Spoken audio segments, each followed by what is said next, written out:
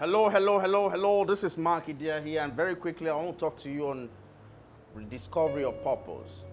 First of all, let me thank JMS for putting this together. I don't take it for granted because I know what it takes to do events of this magnitude. I was having an interaction with some group of young people a couple of days ago, and something really striking. We discovered that a lot of young people have becoming suicidal. I mean, they be driven to the edge where they now begin to contemplate suicide. And I was shocked because I thought to myself, how could young people find themselves in that place where they're contemplating taking their lives? Now, I understand that we live in an unusual time, and the system, the place and the economy and everything that's going on there. But I have this to say to you. You must not allow what you see around you to overwhelm you. The boats sail on water, travels on water, as long as the boat don't allow the water to get inside of it. The issue is that you are allowing everything, you're sucking everything, you're taking everything in. So you need to discover your potential. You need to understand that despite the mind-boggling population there is in the world today, there's no other person that is like you. Nobody can do it the way you can do it. Nobody can say it the way you can say it.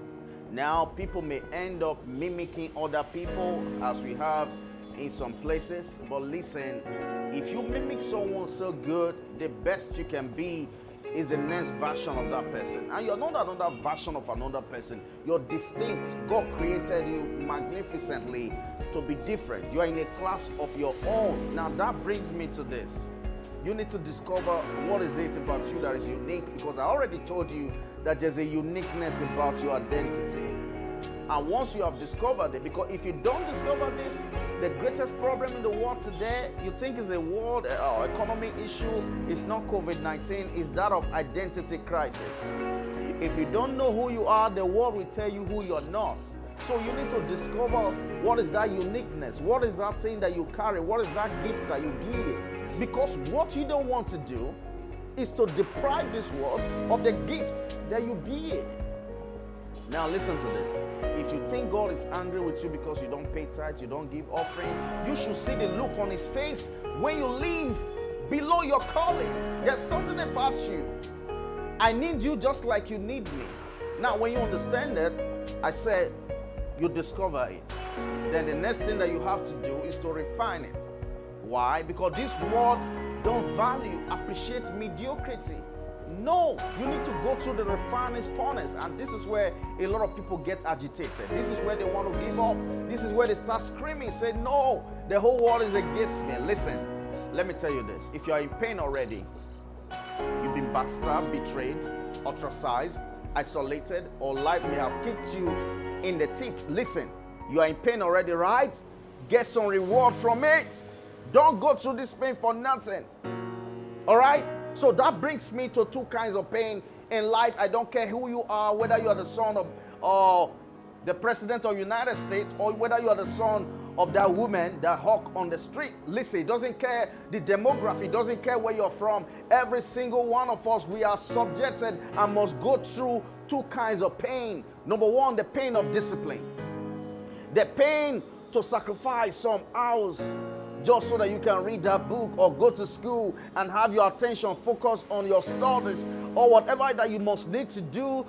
You need that kind of discipline, and oftentimes it's some level of pain. But the other pain is the pain of regret. And there are a lot of people, look around you, you're going to see old men, gray head on rocking chairs.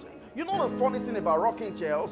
You are in one space doing time, but no distance covered. Sad. That's not going to be your story, because you're listening to this now. So you need to discover it. Then the next thing is you refine it. Listen, it doesn't matter how good you are in singing in the bathroom. Nobody's going to pay for that. You need to get to the studio, work on your voice, get some mentorship, work on it so that you can become someone that can compete. Did I say compete? I have something to say about that. So that you can be someone who can showcase on the world stage. You know why? Because if you don't refine it, you will sell it cheap. Did you hear what I just said? If you don't refine it, it is most likely that it will be underpriced. So it must need to go through the refiner stage so that the value can come up.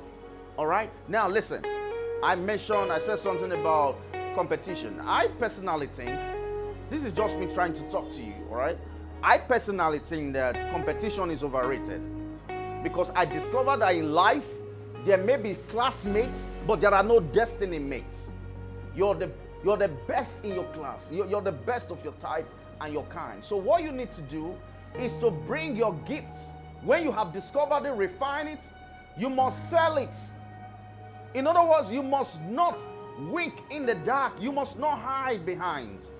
We have never had this amazing platform that we all now have, which is the social media platform. Everybody can have a digital imprint on that space, in that space, and become as big and as significant and as successful as the person wants to be. All right? So I understand what you may be going through. You need to find a compelling why. Why do you want it? I love what Eric Thomas said. You must want it as bad as you want to breathe. Why do people give up? People give up in life. Most young people even give up in life because they haven't found a compelling reason. The reason why they have to keep on living, even when life is throwing them tantrums left, right, and center. You need to have a compelling why, and that why has to become an obsession.